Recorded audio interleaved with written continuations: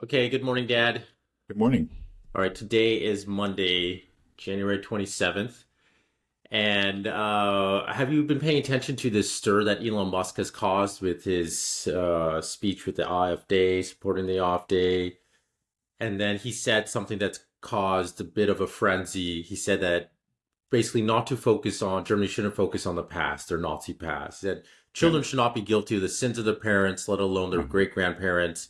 Right. And there's too much focus on past guilt, and we need to move beyond that. So Yeah. those were his words. What is your take on that? Is this something that you agree with? That is, or is this it's causing kind of this Yeah. Nazi frenzy again within Europe? This Right. fear of the far right rising Uh-huh. up and a new the Fourth Reich coming back kind of language. Yeah. Yeah. Is there any truth to that? What's your take on it? I think his words were quite reasonable in this case. I'll agree with him. Yeah, it's important to remember our past, and including those uglier episodes and mistakes that our forefathers made. I think that's necessary. But it seems to me that there has been an unhealthy focus on those things in Germany to the point where German culture itself has become, is denigrated, and that's wrong. I mean, actually, the Germans have many great achievements. Have had they have many things to be proud of, and they should be proud of them. They have a very rich culture, um, and I haven't been to Germany, but I'll just give you an example. I knew a German actually living in Taiwan, a fellow translator. And yeah, he said it got into the point where, like, okay, yeah, we can't even name our kid Hans because it's too German sounding, or it's just there's this there's been an overreaction. He's not at all sympathetic to the Nazis or anything, and thinks that's a dark episode in Germany's history. But it's, if that's all we talk about, that's just not good for us. We do have things to be proud of. Every country does, and the Germans certainly do, and they should. And it doesn't mean that you're going to have, extreme nationalism as a result. I think there's a real danger if you push too far in one direction, that you may eventually get an unhealthy reaction where you go from one extreme to the other. There's this nihilistic sort of self-destructive tendency now. It's been there in Germany for decades. And yeah, okay, we can't say there couldn't be extreme nationalism of an ugly kind that could take place in the future. But I think the best solution is to have a healthy balance. Are there? It seems like Germany's kind of a unique case. Are there other countries that have sort of slipped into this self-flagellation that Germany has? That everything about Germany, their identity is tied to the Nazi past. Right. That changed just everything about Germany. That's what it's Right. all about now. The Well, I focus think is you just find it actually throughout the West. Uh, Western Europe and the United States. Actually, one thing that you find is that somehow, our own, we end up being tied to Nazi Germany ourselves, as somehow that we shared it to some extent in that guilt, which seems rather absurd, since of course we fought Nazi Germany during World War II. And it's true of the other, like other Western European countries. I guess like in the case of some Western European countries, you say, oh, you had Vichy France. I think that's a complicated case, but they cooperated to a great extent with Nazi Germany. Um, but others, England, um,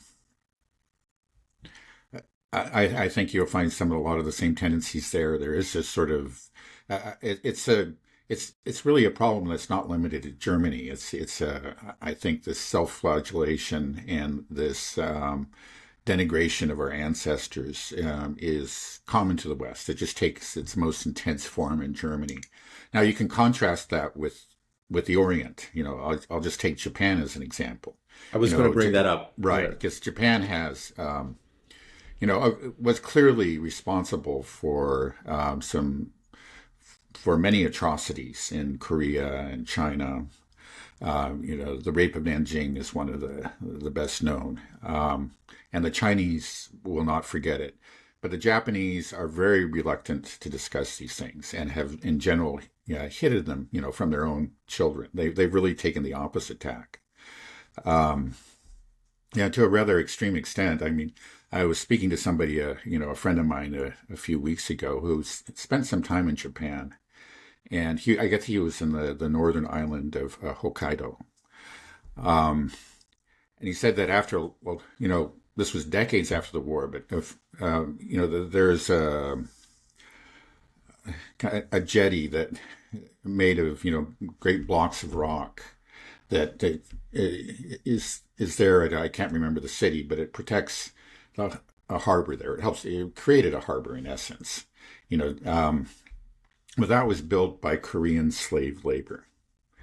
And it was not something that was discussed for a long time, but finally, thanks to the efforts of some brave Japanese, a plaque was put out there, and the plaque was very, very, moderate. It didn't even mention the fact that there was slave labor. It just recognized the labor of Koreans, that went into this. In fact, many, many Korean slaves died making this. Well, I was almost immediately the plaque was defaced and then ripped off, and then they put it up again. The same thing happened. So you see, there's a really extreme nationalist sentiment in Japan.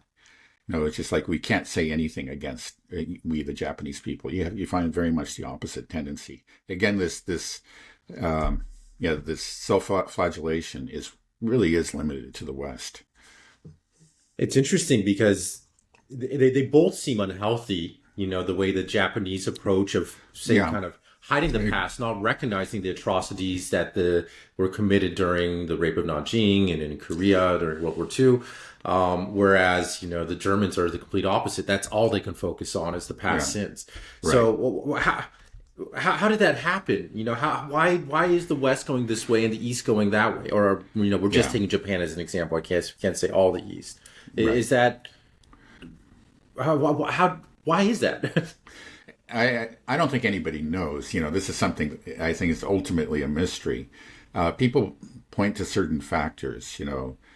One is Christianity. I don't think it's Christianity itself. It's just that we live in the West is post-Christian. It's not Christian anymore, but it inherited certain things from Christianity and distorted them. And one thing was a notion of original sin. Recognition of our sinful nature.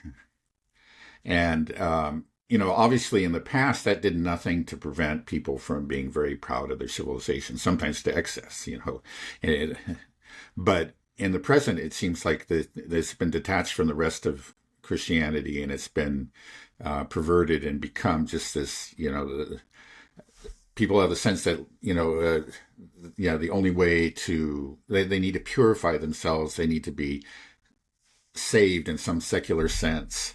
And they do that through the self-flagellation and self-accusation. It's a kind of a religion without a God. That's one explanation. I think there's something to it. It's interesting. Is there a way out of this? Is there a recognition that maybe that there should be a happy medium to fall in? But it's difficult. It seems like people gravitate towards the extreme. You end up becoming too nationalist, too extremist, like the Japanese, or you end up, just saying that I'm not worthy constantly. How do you navigate that? Often, well, let's see. I'll say one thing though. It's kind of maybe they say I'm not worthy, but I don't think it's not real religion. In real religion, you really do focus on yourself. You admit your own, in real Christianity, and you admit your own sins and you work on them, and you don't focus on the sins of other. You'll have people saying this. I'll just give you an example. I haven't heard so much of this recently, maybe because of what the kind of news that I follow now. But I remember some cases in the past of somebody going, a man appearing at some conference or whatever, and he says, as a white man, I apologize to you. Or basically, I apologize for being a white man. I know that's still out there. It's, but he's not really doing that. I mean, he's not really apologizing for himself. what the implication is that I'm an enlightened white man, and it's just like it's those deplorables out there that I'm apologizing for. I think that's really what's going on. So it's also part of this kind of elite consensus. It's just kind of separating themselves, the elites separating themselves from hoi polloi, the commoners. Um, And part of what they do, yes, they try to beg mercy for their sins, but they're really talking about among themselves and thinking themselves, yes, it's those people out there. They're the problem. It's like the working class white people um, that are the problem, Mm. not me.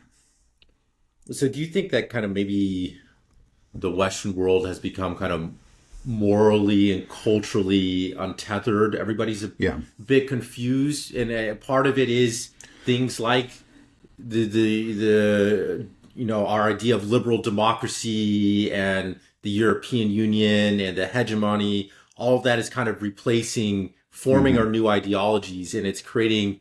And we kind of don't know who we are anymore, but there's Yeah. still kind of things Right. from your Western queer Christian past that are sort of inserting themselves into these new constructs that Yeah. are popping up in the Western Right. world. Is that what you're saying? Yeah, I think that's very true. And so you have, people who have lost the connection to the past, and they aren't, so many of them really aren't aware of the great achievements of our ancestors, haven't read the classics, I just haven't plugged themselves into that wisdom, which is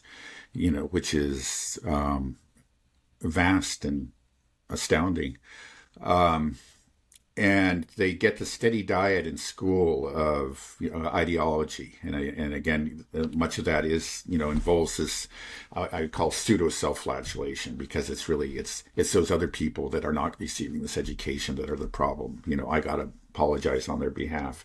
Maybe it goes a little bit beyond that, but maybe I may be exaggerating it. I think there may be a little bit of true self-flagellation too. You have these. What it was a few years ago, these anti racism was all the rage, and you would have these dinner meetings. I guess like there were certain women of color would give a dinner where these white women would come, and the white women had to basically constantly talk about their own sinfulness and their inability to be truly anti-racist um, and yeah, so I think maybe I may have pushed that point, but I think that point is valid. Again, the focus is really on those people out there, but there is some real self-flagellation. So anyway, these young people are inculcated in that they don't have the ties to the past, and so they just become instruments of this ideology. And I think it explains a lot of the madness that we see. These people in the West that are um, have become so devoted to this ideological vision that they really can't see reality anymore. And, to the extent where they are pursuing, when we're talking about the elite, very self-destructive policies, especially in Europe. Could you define this ideological vision? Well, what is it that is it multiculturalism? Is it Yeah. what is it that what is it that they're dreaming, that they're trying to achieve? This sort of new, I don't know, new Yeah. era of thinking within the West. Um, well, yeah, I think you can say it's a culmination, a certain kind of culmination of what always has been leftist ideology. And I think at the kind of the root of leftism is egalitarianism. It's an emphasis on the equality, of man. It was about economic equality above all, right? So, you had that with the communists, but you also had that with labor in the United States. It's just like the working man has equal value to the capitalists, and with the communists would say, that we need to just completely actually eliminate capitalism so everybody is equal and receiving essentially the same wages. And but that has developed way beyond that point, to the point now where they're actually kind of forgetting about, the economic inequalities. They're really secondary or tertiary to the elite now. It's become about something much more fundamental. Now we're talking about biological realities, men versus women, and let's call them alternative lifestyles, homosexuality, and transsexuality, these kind of things that were never, considered, let's say, legitimate, pillars of the left. Yeah, they were not. In fact, you look at the statements of old leftists, including old communists. There's something of an exception in the first couple decades of the Soviet Union, but after that, in general, in communist countries, socialist countries, there was just nothing. None of these concerns existed, and in fact, they considered them to be where they appeared. They actually condemned them as diseases of the bourgeoisie. So they were socially really quite conservative, and the labor movement in the U.S. historically was too. But now the focus has really shifted to that. It's like if you mention economic equality, yeah, that's part of what we believe, but it's clear that that's not what they're really focused on now. So it's now erasing what you could call biological inequality.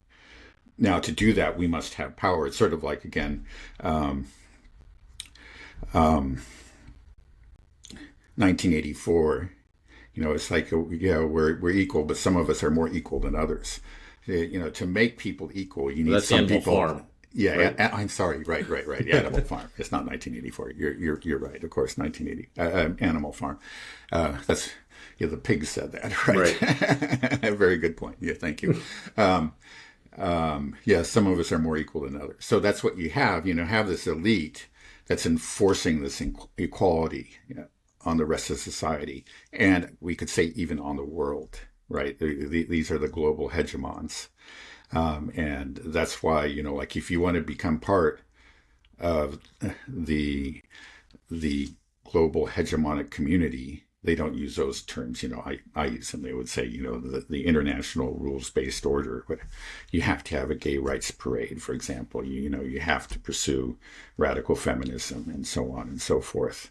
And that seems to be their main concern. And then, the economic policies, though, and I think this is where like some of the true leftists really are, and notice this, tend to be what we call neoliberal. Right. It's actually about increasing the power of increasing the role of markets and the power of capitalists. Mm-hmm. So it's moved beyond its roots, and it's focused now on these gender identities, you could say. And, therefore, I think the term woke is appropriate, because I think that's what, above all, what it refers to. I mean, it also, there's also a focus on race, too. So when we see the rise of things like the AfD, the National Rally, is this kind of a rejection of sort of this new ideological vision that you've been talking about, and also kind of just rediscovering your own culture again, your own sense of a nation? Is that kind of what we're seeing in this? I think that's clearly a part of it. I think that's a very important part of it. But it scares people, though, because they've been fed this idea of egalitarianism, equality, that we're not supposed to have a sense of identity as a nation, as being German. Right. And for Germany, it's especially scary because I assume that their identity is Nazism back in the past. And so anything that recreates the idea of a new, strong German identity, they equate to the possibility of Nazi Germany, coming back. I think that's exactly how they think. Those are recently there were some large demonstrations in Berlin against the rise of the so-called far right, and I think that's what motivates them. It's just there's no reason why Germany has to, to recover its identity. It doesn't need to become Nazi. I mean, that's absurd. Of course not, right? Right. The Germans were Germans for centuries and centuries before then. They have so much that they created during that time that you can you can just focus on that. You can bring out different aspects of German culture, and point to all kinds of geniuses, poets, and so on and so forth.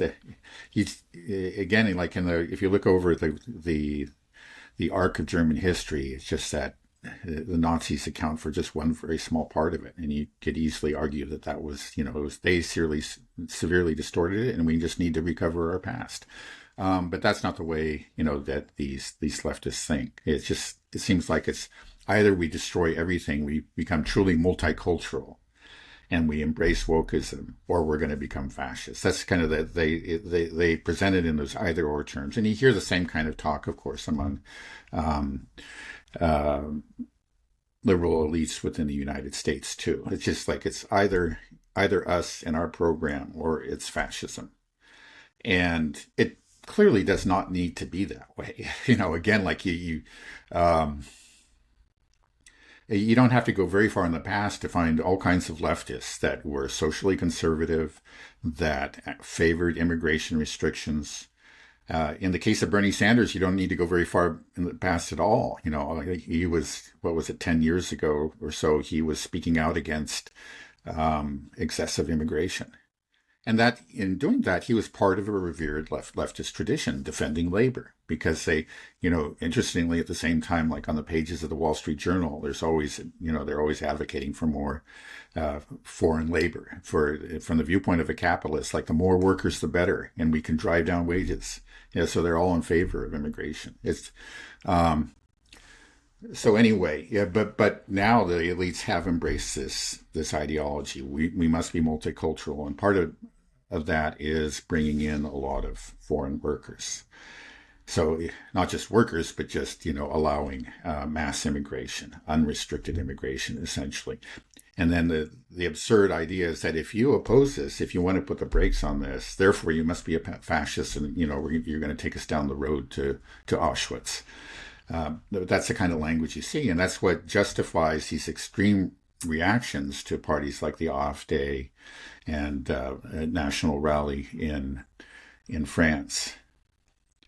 Are any of the fears that people have of these parties, are they justified? I mean, just try to play devil's advocate. Yeah. Are there some views that are a bit extreme, or is there some danger? I think, maybe there have been individuals within the AfD, not so much in the recent past, but 10, 20 years ago. Of course, in the case of the National Rally, it was preceded by, let's see, what was the name of that party now? I forget it, but it was the father of Marine Le Pen, Jean-Marie Le Pen. He established the party that was the predecessor to the National Rally. And I think it's a mistake to call him. I don't know him well enough, but let's say, it was easier to link him to the fascists. I don't think that he was a true fascist, but he may have had some sympathies for fascism. Again, yeah. But that, the Marine Le Pen made a firm break with her father, and I don't even think that old party was so awful or anything, but I don't actually know a whole lot about it. But it was regarded, I think there may have been some legitimate fears about it. I just don't think that extends at all to National Rally. I mean, if you look at the policies that have been consistently pursued by the National Rally and the AfD over the last 15, 20 years, I don't think the National Rally's even been around that long, but throughout its existence, and I think you just see policies that are really quite moderate, and was sort of the consensus within Europe just a generation ago. But it's the left that really has gone extreme, and they're the ones, if anything, like these so-called right-wing or so-called far-right parties have drifted somewhat to the left over time. But it's the establishment that has gone to the far left, or I think true leftists don't even consider that left anymore. But it's this extreme expression of egalitarianism with a focus on gender identity and also cultural erasure, we'll say. And so therefore, um, advocacy of unrestricted immigration. Uh, that's what you find now in the establishment. And it just, and these, so-called far right parties are actually, again, presenting policies that would have been common sense, pretty much a generation ago. Um, like, hey, we have borders and we have a right to defend them, right? Men and women are different. There aren't 34 genders or whatever it is. Right. Yeah, it's people are afraid though. Mm-hmm. It's people are afraid of the off day, the national rally, and it makes me feel like maybe there is something to it. I mean, people were terrified of Trump as well, Yeah, but it's just the existing things in power though are just so bad. yeah, Like yeah, Biden, yeah, just like what we're doing, and then you have what we're seeing with Schultz and yeah. It's just so and bad. Macron. It's Well, just right. Well, I can't say that whatever happens, we're not going to see simply like a resurrection of fascism. That's not the way history works. But there could be some sort of extremist, or let's just say, I don't really even like that word extremist, um, but an unhealthy nationalism could arise in any of these countries. It's not that nationalism per se is good. I think nationalism is just sort of is natural, and you can't erase it. It's proper. It just needs to be balanced with with the respect for other cultures. Um, it needs to be realistic. Um, it should, its representatives, in pursuing the interests of the country, which is again very proper. They need to do everything they can to maintain peace, which means that they need to also consider the interests of other countries. I mean, that's a healthy nationalism. And there's a danger that we could, that an unhealthy nationalism could develop. But I haven't seen that. Again, it's like, from what I know of the program of the AfD and the National Rally, for example, there isn't anything scary there. Now, you can always claim, well, they got this secret, this plot, they're just pretending to be moderates. And I don't buy that. I think that doesn't make any sense to me. But, look at the phenomenon of Trump. I mean, yeah, a lot of, like, we've described him as a wrecking ball. A lot of what he's wrecking is good. And then, all the screaming about him being a fascist and enemy to democracy, I think was very, very excessive. But, there are certain aspects to his personality and, let's say, even his positions that are somewhat worrying. We've talked about Panama and Greenland and Canada. Again, it was just like, first to say, okay, yeah, he's just having fun with this, maybe. But it seems like he's really serious about all these things. I mean, he really is. And we'll see what happens. We'll just see. Hey, it's crazy. It's hard to believe, because like Europe has been just laser focused on Russia, just how evil Russia is, and they're going to Right. take over all of our territories.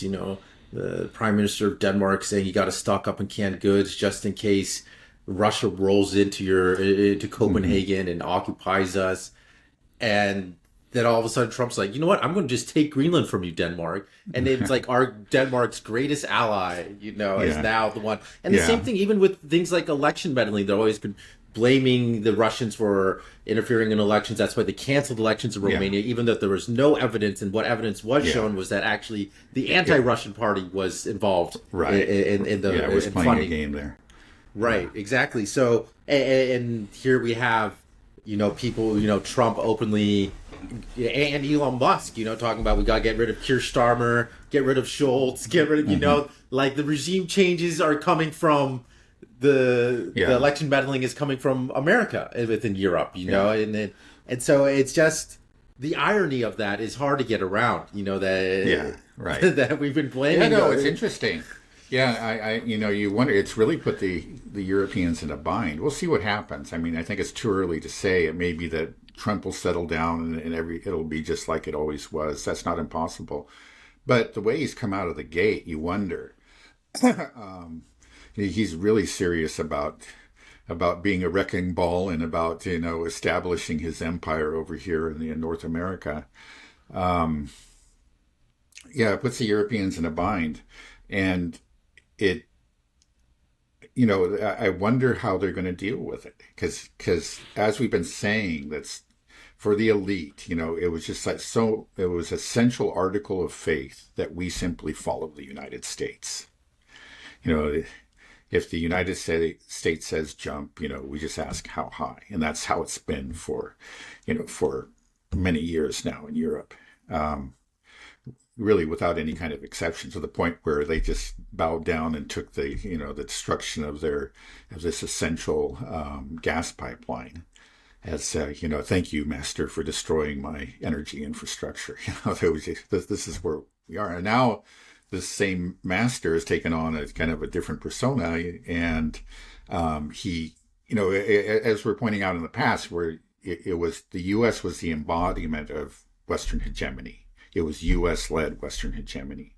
But if Trump actually starts to chart a different course, and I think it's too early to say, but there are suggestions that he might really, if he denigrates Europe, if he pulls out of Ukraine, which I think would be great, if he actually seizes Greenland in one way, maybe legally, there are ways that he could do that. I think there are anyway. What is Europe going to do? There's got to be some real soul searching. This is hey, what's happened to the utopia that we were building? The U.S.-led hegemonic order. Will they wake up and say, okay, yeah, this was really stupid, and then you have the kind of hopefully you have these nationalist, populist groups will rise and start to just reassert national sovereignty. We hope in a reasonable way, and begin to reestablish ties with China and Russia especially, and we could see maybe that's what's going to happen. It's just too early to say. Right. Yeah, in the last podcast, last episode we did, you made I think a very interesting statement saying that that Europe, they aren't necessarily so much vassals to Trump or the United States, but they're vassals to U.S.-led hegemony, and that's why they don't have their own foreign policy or anything. But all of a sudden, you have a new captain on this ship of U.S.-led hegemony, and he is charting a completely different course, and it just turned the ship around. And I think a lot of Europe is in a bit of a panic. They don't know what to do, because it's like, wait, we were supposed to be, our ship was heading over here to this utopia destination that we had envisioned, and now Trump is charting the course straight to some hurricane in their mind and through some storm, and so they have this real fear. Are their fears justified? Why are they so afraid of losing U.S. hegemony? Like, why are they such vassals of this idea? Don't they have a little bit of core self-respect in them, saying like, I'm proud, that I'm a German or I'm French, and that I think we can do good for our country, and I can serve what's in the best interest of my people, which is the German people within the borders of Germany, or the French people within the borders of France, instead of saying like, no, we have to cut off trade with China because America said so. It's like, no, it's quite. I offered my explanation. I'll just summarize it briefly here. It really, we are seeing the fruits of decades-long American efforts to really subjugate Europe that began, well before the Cold War ended. And over time it's been successful. It's just that these different countries that did have, maybe they would look to the U.S. For security, especially that made quite a bit of sense during the Cold War. But when Russia fell, things really changed. And there was a chance that Europe could become independent. And some Europeans themselves had this idea. That was part of the original EU vision. We will now, if we bring all our, resources together, Europe as a whole will be a major player on the global stage. Right now, because we're divided, we can't really pursue European interests. the way that America can pursue American interests.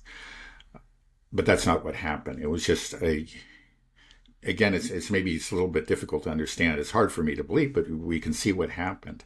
The U.S. actually took advantage of the centralization of the that was brought about by EU. Now before there had to be a lot of different pressure points, right? We have to work with this government, we got to pressure that government. But now there's a central place and they could really focus their resources. And I've heard that like the American presence in Brussels is very obvious. They're there at all the meetings and telling people what they need to do. And it seems again that this European elite has just accepted that. But now things have changed. I think, with the first term of Trump, well, first of all, he really didn't change anything significantly. He talked about it. He talked about pulling out of NATO, but in fact, he expanded NATO. But there was one term, and it was I think it was easy for them to convince themselves that this was just an aberration. Now Biden's elected, everything's back to normal. From now on, we can forget that those 4 very uncomfortable years of Trump. That's over. We're back to the normal relationship that we're so familiar and comfortable with, this master vassal relationship, really. But now that Trump is back, this is the second time. I think they got to be asking themselves, is this an aberration? We can't. Before, they just kind of had the faith that America basically hasn't changed. Trump will go. Our old friends will be back in charge. Now they got to wonder about it. Here he is back, and he actually won convincingly in the election, and he seems to be serious about pursuing some of these policies. Yeah, what is Europe going to do? It'll be interesting to see. Right. Does NATO control Europe, which NATO is controlled by the United States, essentially? Is that an instrument of control as well? Oh, yeah, most definitely. I think it is. Can you explain how that works? How do they control? Yeah. Well, it's just that if you can convince the Europeans that they are under threat, from the Russians now, then, they know that NATO really is the U.S. When you look at the actual, the amount of military force, it's the great preponderance of it is from the U.S. So the NATO is almost just sort of is basically the U.S. military, with some of its little friends. Right. And kind of almost view them as bases, right? Yeah, right. So anyway, so if that's if you've accepted this arrangement, and if you believe that you're under threat, from the Russians, then you do have to, you say, for your own security, just bow down to the Americans, because they have, you've essentially contracted out your security services to them. And then, if you believe there's an enemy, then you're just going to essentially have to accept American dictates. Now, you kind of wonder how much they really believe that and believe in the Russian threat. I think there's reasons to be suspicious, but it's something that anyway those pro Western hegemony politicians, of which there are many, of course, who pretty much constitute the majority in Europe, they can always point to, to convince, to scare the population. And we must follow the Americans. We're dependent on NATO. Well, when this conflict is over in Ukraine and Russia has won decisively, whether it's settled on the battlefield or some negotiation, I don't think that they'll be able to spin it in any other way than Russia achieved its objectives and, NATO and Ukraine lost. Will this end up damaging NATO more? Do you think that more and more people realize, well, maybe this Russian threat wasn't real? Because as the truth comes out, we were told that Russia will keep on moving in and going to Poland, and if they stop at the Dnieper or if they go to Kiev, but clearly Putin has never expressed a desire to invade Poland or, Yeah. or Yeah. the Baltics. Even the Baltics are saying maybe we should be preemptive and attack Yeah. Russia. So I mean, the then will they, if they realize that, will they realize that we've been had, that NATO was an instrument that they were just using us, and they Yeah. were drumming up this false fear, and we lost our sovereignty, our economies were destroyed, and just a million people are dead now. It's Yeah. just like, will there be a recognition, and will that Yeah. cause NATO to, maybe some countries to say, like, we're done with NATO, we don't want, Yeah. this hasn't been helpful to us? Or will it be Mhm. like, we gotta, the Russian threat still out there, and we gotta Yeah. double down?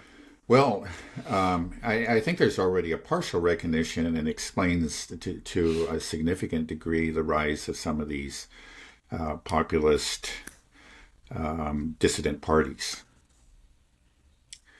Now, the problem is, maybe eventually Europe will come to that understanding, but we're going to go through a scary phase, I think, when the Russians start marching to the Dnieper, maybe when they reach the Dnieper, if they cross the Dnieper and head towards Odessa, which I think is likely in the long run. And maybe not so much the long run, maybe in a year, who knows? It really, the we'll say the incipient collapse in the Donbass could accelerate rapidly. So it's a very real possibility of that. So when that happens, you may find that NATO doesn't start to fall apart. It may become strengthened. A lot of people might finally be convinced, oh, this Russian threat is real. They're marching towards us. Because they haven't stopped yet, right? And the progress of the Russians is accelerating. They've crossed the river. They're heading west. They're heading towards us. You may hear that, and that's going to be, I think, a very dangerous phase of the war. Because the cries to intervene are going to be very loud, I believe, at that point. And then there's a real risk, and also, at that point, it'll be clear that the only way you're going to stop the Russians, I don't think this would work anyway, but the only possible way is to intervene directly, for Europe to send its own troops. But I think I think as we said earlier, that probably will not happen. And the reason is not so much a lack of intention. I think the elites quite possibly would like to do that, but it's just a lack of ability. If you look at two of the largest, not including Turkey, I'm sure Turkey wouldn't become involved, but two of the largest military forces in NATO in Europe, you would look at the UK. They have maybe 60,000 combat-ready soldiers. Okay, and then France has something like 120,000 combat-ready soldiers. But the problem is, well, first of all, the Russians would have more than enough soldiers to counter them. They have many hundreds of thousands in reserve that haven't even committed to the battle yet. And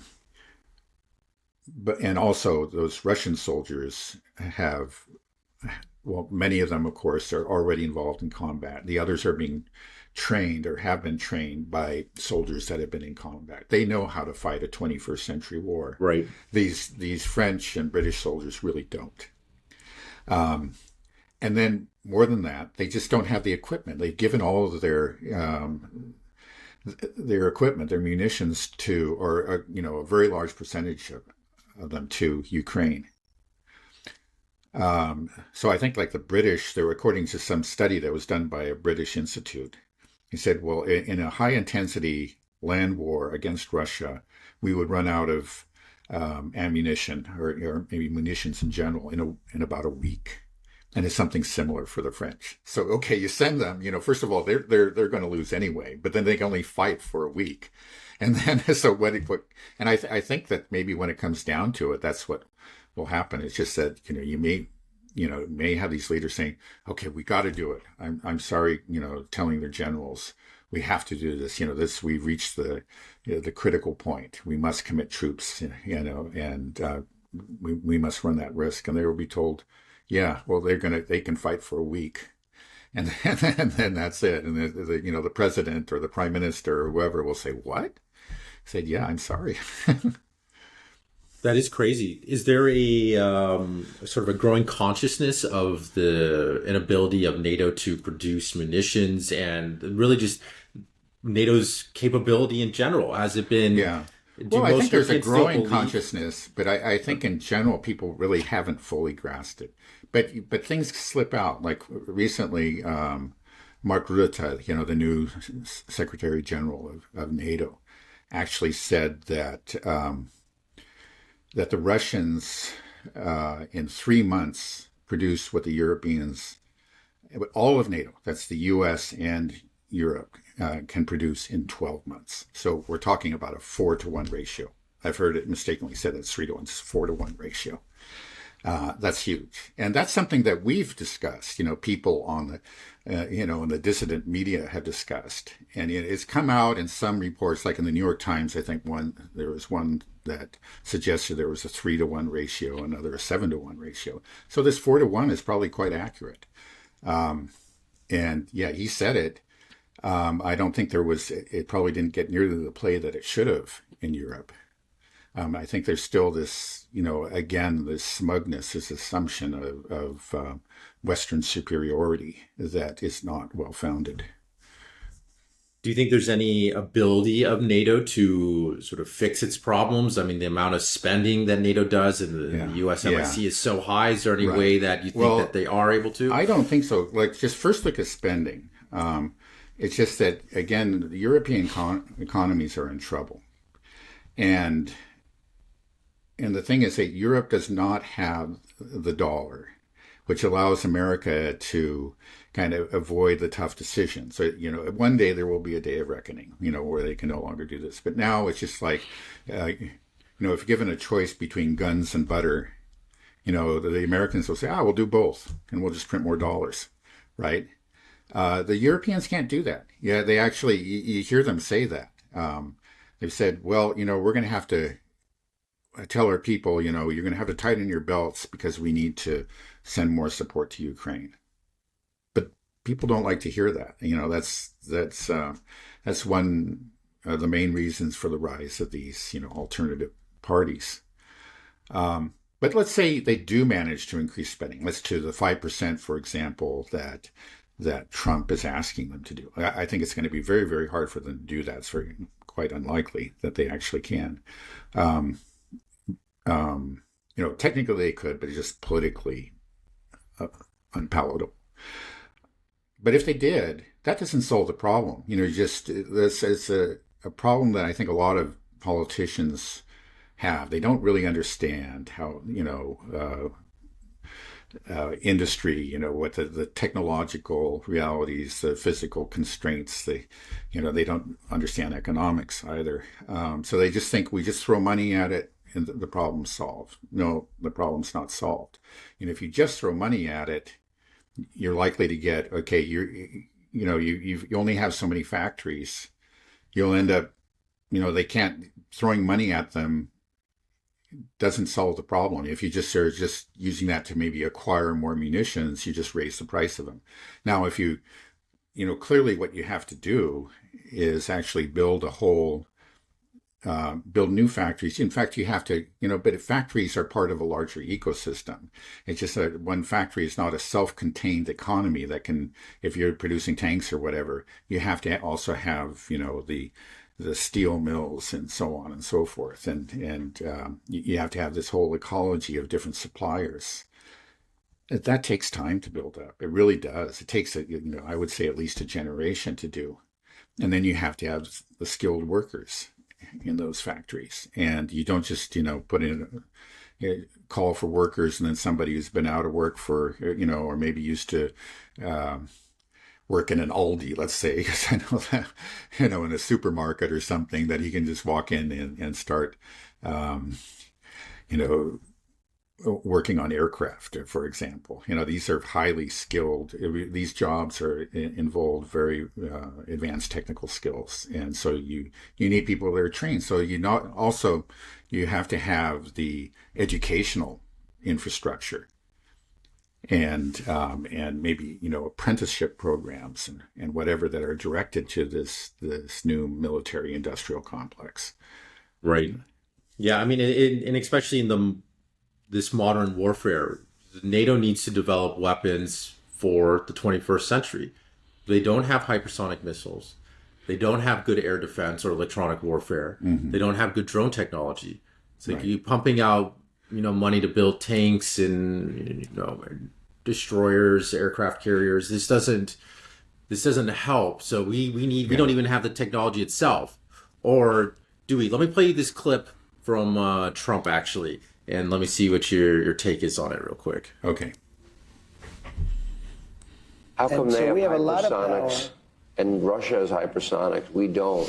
Are you Because ready? during Obama's administration, they stole the design for Russia stole the design. They got it from Us.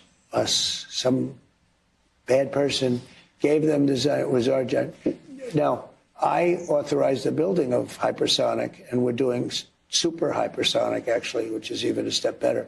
But and we'll have them starting fairly shortly. But Russia got them, and they built them, whereas they stole them during the Obama administration. Obama, not Biden, not anyone else. They probably stole plenty from Biden. We'll hear about that, too. But they stole the hypersonic stuff, and they made hypersonic missiles. Is there any truth to that?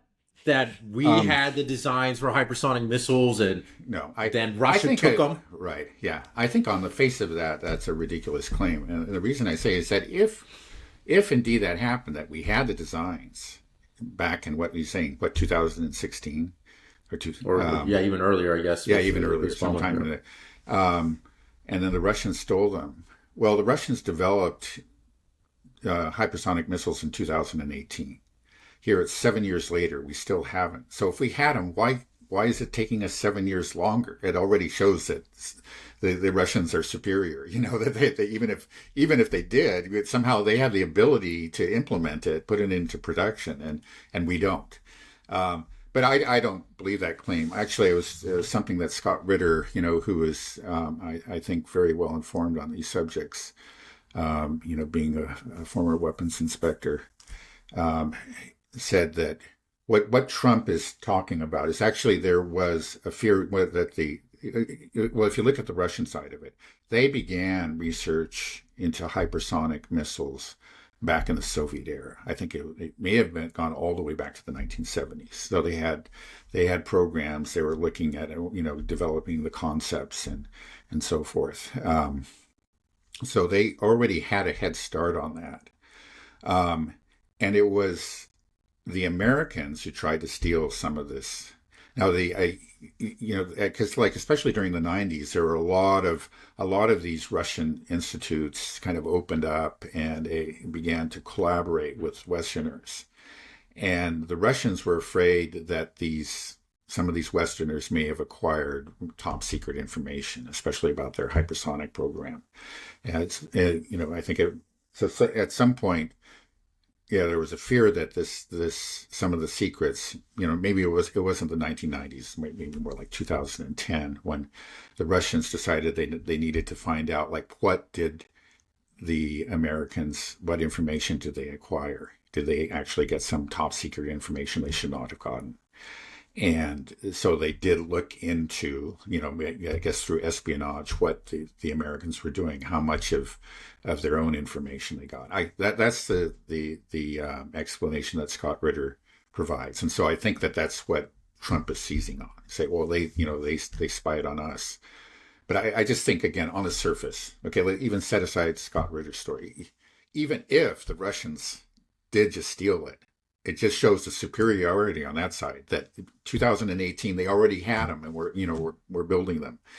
Why hasn't America been able to do that? Why? Yeah, that's a good question. I mean, that's a very good question. Yeah, I mean, I think it's a very, for me, it really shattered my perception of the U.S. military. I believe it was you who told me. I wasn't even aware of hypersonic missiles because it wasn't really much of a topic. I can understand why the West doesn't want to talk about it until really the war started breaking out. And then I started understanding about these missiles and then realized that China has them, Iran has them, maybe North Korea has them, but the U.S. doesn't have them. And this is really the game changer. Or even Pete Hegseth, there's a clip of him talking about that, and every war game that we have with China, we lose. That in 15 minutes they could sink our whole navy with hypersonic missiles. That he straight up says that there's this acknowledgement, and so it's just clear to me that this is such an important technology in modern warfare. And if you as a military do not have this technology, then you're not really in contention for as a global military superpower, in my opinion. I know that's so crazy to say, but that's just kind of my opinion now, and just kind of what I've been seeing. Because like you can bomb the crap out of people and do these things with, but yeah, but that's well, you can't do that to Russia. But even if you do that to Gaza, Iran. Right. Yeah, but I mean, even if we just pivoting over to Gaza a little bit, just think about how devastated that place is. That this is Israel, a nuclear power that is supposed to be like the strongest military in the Middle East, backed by the most powerful country in the world, the United States, that's bankrolling all of it with supposedly the most powerful military in the world. And then we saw what happened in Gaza with this hostage exchange. Hamas is standing proud. There are cheers. There's people in southern Lebanon apparently coming down, waving Hamas flags. People in the West Bank. Hamas is now stronger than ever, I think you can say, in terms of just global support. And they are there. You see them there at the stage at the hostage release with their, like, it's not destroyed at all. So here is basically a contained open air prison that is completely blockaded, and the most powerful military in the world, the U.S., and Israel, they lost. It's just, and then you say the same thing with the Houthis, pestering the U.S. military in the Red Sea. It just, to me, it's just so crazy that we don't have this technology, and there's this idea we have all this bluster going around that we want to start wars all over the place, and we need to look in the mirror and be like, hey, yeah, our heydays are over. That's it's not the 90s anymore. Yeah. No, well, I think, in general, what you say is true. I would push back a little bit on Gaza, and the reason is I don't think like having hypersonic missiles or any of these new technologies wouldn't have made any difference there. The problem in Gaza is that first they were fighting not a conventional army, but these, you could say essentially like a guerrilla force that had a large underground network. And it was, I think probably the only way to really go after them was to go underground, and I think they were just too afraid to do that. So they just kept on bombing from above, killing civilians. So that's, slightly, it certainly does show a failure, and it shows the limits of military power in general. But it's not so much about the technological issues. But in the case of the Houthis, I think it is. It's just that the Houthis, have shown that with these missiles, they can do a great deal of damage, and we can't respond to it. We just, we've hit them hard over the course of many months now, and they're still standing, and they're still enforcing their blockade. My understanding is they lifted it partially because of the ceasefire. But they're still not allowing directly Israeli-linked shipping, through the Red Sea. Trump said that we are doing something even better. We're developing super hypersonic. Is that even a thing? Well, I heard that actually even from Scott Ritter. It's just like, okay, we decided to, instead of, just producing a simple,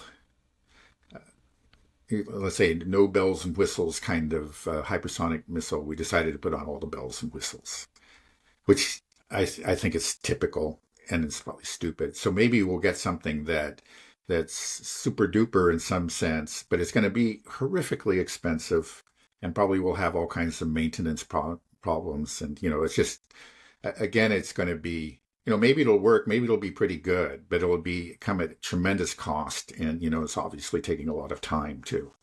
Again, it's just like the Russians, their philosophy really is just, I don't think it's quite fair to say quantity over quality, but to balance quantity and quality.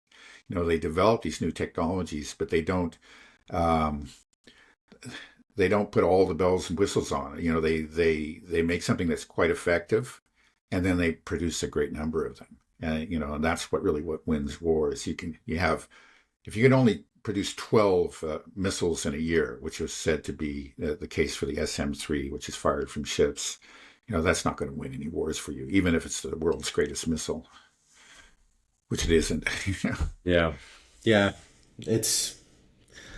I can't believe that I was duped. The whole world was duped on just how powerful our U.S. military was. I was surprised by how much of a paper tiger NATO turned out to be. And and I thought that, again, that the West would overwhelm Russia, because, again, if you look at the purchasing power parity, which shows Russia as number 4 in the world, they leapfrogged both Germany and Japan after the SMO began. So all this talk about, their economy in tatters, it's nonsense. But even if you look at the purchasing power parities, like when you combine all the Western European economies with the U.S., it's much, their total economic output should be much, much larger than that of Russia. But somehow they can't produce the things they need in this war. It's really quite astounding. Yeah. I mean, I'm glad that they can't, though, to be honest. I almost feel this is bad that, I don't want the US to get hypersonic missiles. I know we will eventually, just because of how aggressive the US has been. And I just don't, I'm afraid if we were able to turn on the war machine and all of a sudden start to crank out these missiles and crank out the artillery shells and then really start to push Russia back and beyond, then we could be looking at a real dangerous conflict. We could be looking at, if we really try to break up Russia, right, that's when nukes start flying. So it's just exactly. If it really becomes existential for Russia, then we're in trouble. So, thank God that these people like Kaja Kallas and other European leaders who have talked about breaking up Russia, of actually, marching on Moscow. Thank God that their dreams will not come true, because their dream would quickly turn into a nightmare. That's when Europe actually, its own existence will be put at risk if these people actually had their way. Thank goodness that the Russians do have the upper hand. They can pursue this war to a certain point and then stop, and it'll be over. That's what we hope. Yeah, that's what we hope. And I think because of the realities that we've talked about, that's what will happen, because NATO really can't counteract, really will not be able to prevent Russia from achieving its objectives. Just the irony of it, though, that the world might be saved because NATO is a paper tiger. Thank goodness that NATO is actually so weak, because if it wasn't and they got their wish, we could be looking at a real nuclear end of the world Armageddon superpower clash. Right. Things have changed. NATO once served a purpose. And it was, I think, fair to say, it was truly a defensive organization.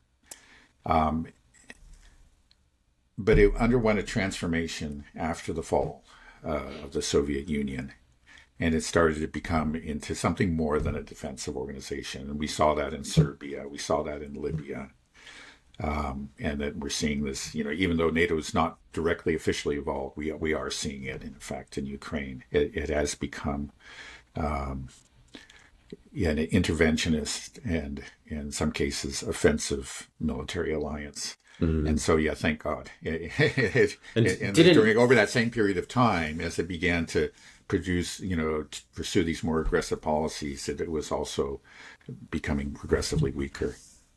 Mm-hmm. Okay, well, maybe we'll end it there, Dad. Okay. Okay, have a good rest of your day. You too. Okay, bye-bye.